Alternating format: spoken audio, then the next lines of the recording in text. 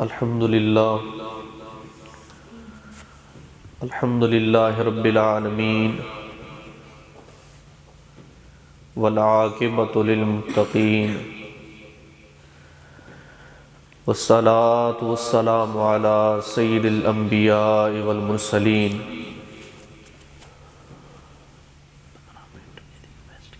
اما بعد فاعوذ باللہ من الشیطان الرجیم بسم اللہ الرحمن الرحیم قال اللہ تبارک و تعالی فی القرآن المجید والفرقان الحمید سبحان الذی اسری بعبدہ لیلا من المسجد الحرام الی المسجد الاقصی الذی بارکنا حولہ لنریہ من آیاتنا انہ هو السمیع البصیر صدق اللہ العظیم وصدق رسولہ النبی الکریم ان اللہ وملائکتہ یصلون علی النبی یا ایہا الذین آمنوا صلوا علیہ وسلموا تسلیما۔ بلند آواز کے ساتھ پڑھیے اللہم صلی علی سیدنا و مولانا محمد وبارک وسلم وصلی علیہ الصلاۃ والسلام علیکہ سیدی یا رسول اللہ الصلاۃ والسلام علیکہ سیدی یا حبیب اللہ وعلی آلکہ وصحابکہ سیدی یا رحمت للعالمین بلغ العلا بکمالہ کشف الدجا بجمالہ حسنت جمیع خصالہ صلو علیہ وآلہ یا صاحب الجمال و یا سید البشر من وجہک المنیر لقد نور القمر لا یمکن الثناء کما کان حقہ بعد از خدا بزرگ توئی قصہ مختصر ہزار بار بشویم دہن زی مشک گلاب ہنوز نامے تو گفتن کمال بیادبیست حقیقت محمد دی پا کوئی نہیں سگدا اتھاں چپ دی جاہے علا کوئی نہیں سگدا حقیقت محمد دا لا حل مئمہ نہ حل تھیا نہ کرا کوئی سگدا حقیقت طریقت شریعت دے کسے سوا معرفت تو دسا کوئی نہیں سگدا اتھاں خود عبد بنویں دے اتھاں حق نال ملویں دے اتھاں خود عبد بنویں دے اتھاں حق نال ملویں دے دماغیں کو چکر دیں دے ہے الٹی چال کیا پوچھ دی۔ حمد و صلاۃ دے بعد معزز و محترم اساتذہ کرام اور عزیز طلبہ، آج دیے پروقار اور روح پرور محفل معراج مصطفیٰ صلی اللہ علیہ وآلہ وسلم دے حوالے دے نال منعقد ہے۔ میں بڑے اختصار دے نال واقعہ معراج سرائیکی زبان دے اندر آپ دے گوش گزار کر کے اجازت چاہساں۔ خصوصی خطاب حضرت علامہ مولانا حسن رضا رضوی صاحب مدرس دارالعلوم محمدیہ غوثیہ الفری ٹاؤن منڈی بہاؤالدین، آپ فرمیسن میں صرف بڑے اختصار دے نال چند گالی آپ دے گوش گزار کر کے اجازت چاہساں۔ عزیز طلبہ ساری توجہ میرے والے پاسے رکھو، وقت دے اندر بہت قلت ہے۔ میں عرض کرنا چاہنا 26 رجب المرجب دا نیہا 27 دی رات ہے، مکہ دی سرزمین ہے، بیت نبوت حضرت ام ہانی رضی اللہ تعالی عنہا سوہنے نبی پاک صاحب لولاک صلی اللہ تعالی علیہ وآلہ وسلم دی بارگاہ دے اندر تشریف گھنائن اور آکے عرض کیتی ہے آقا مہربانی فرموہا، میں غریب مسکین تے منت لوہا، میرے گھر قدم رنجا فرموہا، میرے گھر تشریف گھن آوہا۔ کیوں جو حضرت ام ہانی دا ایمان تے عقیدہ اے ہے جو جتھا سرکار دے قدم لگن اتھا اللہ رب العالمین دی رحمتیں دا نزول تھی وے جتھا سونے مدنی آلے سرکار دے قدم لگن اتھا بہارہ ہی بہارہ آوینن۔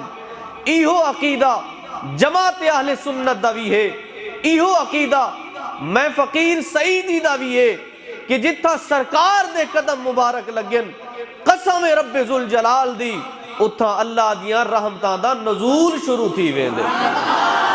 اور اگر میں ظفر حسین ظفر فریدی دی میں زبان ادھار چا گھننا تو گویا حضرت ام ہانی سرکار دی خدمت اے عرض پیا کریں دے ہن رنگ لگ گئے ہیں جت پیر دیتس، رنگ لگ گئے ہیں جت پیر دیتس، کہیں لکھ منگے ہوں کو ڈھیر دیتس، کئی سال ظفر نہیں کھیر مکا جڑی بکری تے ہاتھ پھیر دیتس۔ آقا علیہ السلام کو دعوت پیش کیتے نے سونا گھر تشریف گھن آؤہا، میری دعوت قبول چا فرماؤہا۔ میرے سوہنے نبی پاک صاحب لولاک نے دعوت قبول فرمائیے، کیوں جو سوہنے نبی سیدہ فرمانے فرمایا ایک مسلمان تے بے مسلمان دے اتے چھی حق کن اور ہنہ حقوق وچوں ایک حق اے ہے جو کوئی مسلمان بندہ اپنے دوجھے مسلمان بھرا کو دعوت دے وے تا دوجھا مسلمان بھرا وہ دعوت قبول کر گھنے میرے سوہنے مدنی سینے وہ دعوت قبول چا فرمائیے۔ آقا علیہ السلام نے شام دی نماز ادا فرمائیے، بعد الصلاۃ اور ذکر و اذکار سوہنے نبی پاک صاحب لولاک صلی اللہ علیہ وآلہ وسلم خرامہ چل دے ہویا حضرت ام ہانی دے گھر پہنچ گئے۔ دروازے تے دستک رہتی ہے، اندروں آواز آئیے من دق الباب، دروازہ کھڑکاون والا کون ہے، دروازے تے دستک ریون والا کون ہے۔ اندروں آواز جڑے ویلے سوہنے نبی پاک نے سنیے، آقا نے جواب ارشاد فرمایا آنا محمد بن عبداللہ ورسول اللہ وخاتم الانبیاء وسید الانبیاء وسید الرسل۔ فرمایا ام ہانی میں اللہ دا نبی اللہ دا رسول محمد بن عبداللہ آیا کھڑا، میں اللہ دا رسول محمد بن عبداللہ آیا کھڑا۔ سرکار تو آنا تا اپنا گھارے تشریف گھینا وہاں دروازے تے دستک نیون دی کیا ضرورت ہے۔ فرمایا ام ہانی میں دروازے تے دستک نہیں دیتی بلکہ امت کو پیغام دیتے۔ آقا کیڑا پیغام دیتے؟ فرمایا پیغام دیتے جنہ کہیں دے گھر ونجو چاہے اپنا گھر ہووے پرایا گھر ہووے دروازے تے دستک جا نواہے اجازت مل ونجے اندر لنگ وجہ ہے جی اجازت نہ ملے باری بار گھر پہ وجہ ہے۔ اکو سرکار امت کو درس دے وڑائے ہن، سرکار امت دی اصلاح کرنے واسطے آئے ہن، رب دا پیغام سناون واسطے آئے ہن۔ آقا علیہ السلام دھی اور ماں اور بھیڑ دا سر کجن واسطے آئے ہن۔ آقا مدینہ طیبہ دی سرزمین آقا علیہ السلام جلوہ گارن سرکار دی خدمت دی اندر ایک عورت پیش کی تھی گئی ہے، حاتم طائی دی بیٹی سرکار دی خدمت قیدی بنا کے پیش کی تھی گئی ہے۔ سرکار نے پوچھنا کیتے اے خاتون کون ہے، اے بیٹی کون ہے؟ دسیا گئے سونا اے حاتم طائی دی بیٹی ہے۔ سرکار علیہ السلام نے بلال کو سدے، تعال اے یا بلال، اے بلال ذرا نیڑے آوے نا۔ آقا علیہ السلام نے جڑے ویلے ارشاد فرمائے حضرت بلال رضی اللہ تعالیٰ عنہ سرکار دی خدمت اقدس دے وچ حاضر ہوندے، جی یا رسول اللہ کیا فرمانے؟ آقا علیہ السلام ارشاد فرمیندے ایک کالی کملی والی چادر چاہتے ہی بیٹی دے سر دے اتے چپاوا۔ سونا اے نجاسے ناپاکے کافرائے آپ دی چادر پاک مبارک ہے، میں آپ دی چادر پاک چادر مبارک چادر ہی نا پاک کافرہ دے سر تے کیویں رکھ سکدا؟ سرکار فرمائے بلال یاد رکھی بیٹی بیٹی ہون دیئے، چاہے کافر دی ہوئے یا مسلمان دی ہوئے۔ گویا سرکار نے حاتم طائی دی دھی تے اتے اپنی چادر رکھ کے امت مسلمان کو پیغام رہتے، او میری امت دا نوجوانا اپنی آنکھیں شرم و حیا پیدا کری۔